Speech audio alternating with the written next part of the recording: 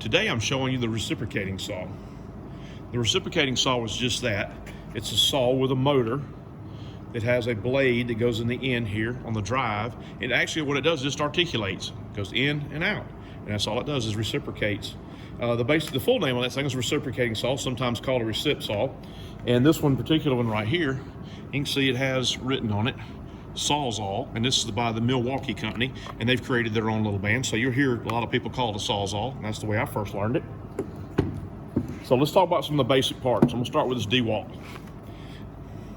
You got your rear handle. It can be held left-handed or right-handed, either way. It's got a forward handle to handle it. It's got a big motor in here. This one actually has some rubber shielding on it. These can get pretty warm when you use them for quite a while. You've got the front piece here, and the edge of this is called the shoe. And then around on the other side of this dewalt, if you're looking at it, there's a blade release right here. And to release the blade from the end, all you do is pull up on that lever and it articulates it. This dewalt brand right here has the option of 4 positions with your blade. You can go traditional forward, you can spin around, go backwards, you can go to the left, and you can go to the right with a blade.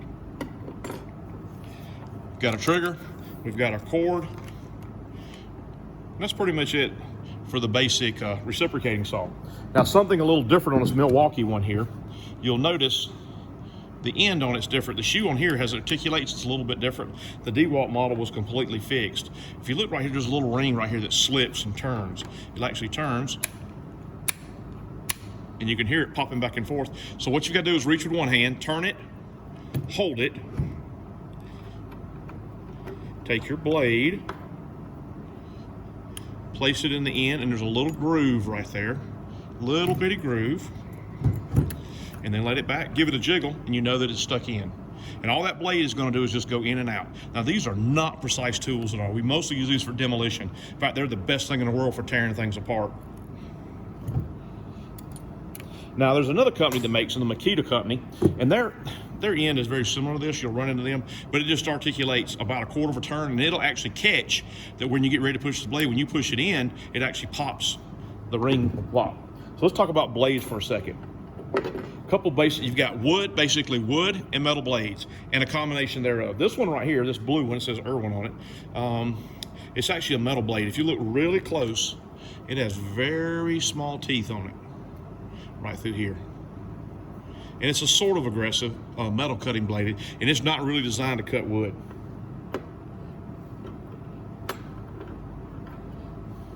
You look at this little Milwaukee blade right here, you can see the teeth are so much more bigger, and they're spaced apart. And you'll notice one thing too, is they don't all go in a straight line. One turns to the left, one turns to the right. One bends to the left, one bends to the right. And it creates a curve where you actually clear the sawdust out when you're cutting. And now these blades like this that are really big, aggressive teeth are pretty much strictly wood blades. Now we've got a couple things in between. This one right here, the teeth are a little smaller. We actually call this a bimetal blade. It's meant for wood and metal, but mostly used for like demolition when you're cutting boards that have got nails embedded in it. And a lot of them will say nail embedded wood and stuff like that, but you look for bimetal, B-I-M-E-T-A-L, and that's what this blade is designed to do. It'll cut wood or metal or both at the same time. And I've got a fourth blade here. It's a little bit more high-tech. This one's actually wood, metal, and plastic. It's not a really aggressive blade, but when you touch it, you can see how aggressive the teeth are on it. So it'll go through nails, it'll go through a wood, and it's also designed to go through plastic sheathings and stuff so that you don't tear them up so bad. And you also run into this is mostly used for like cutting PVC and plumbing.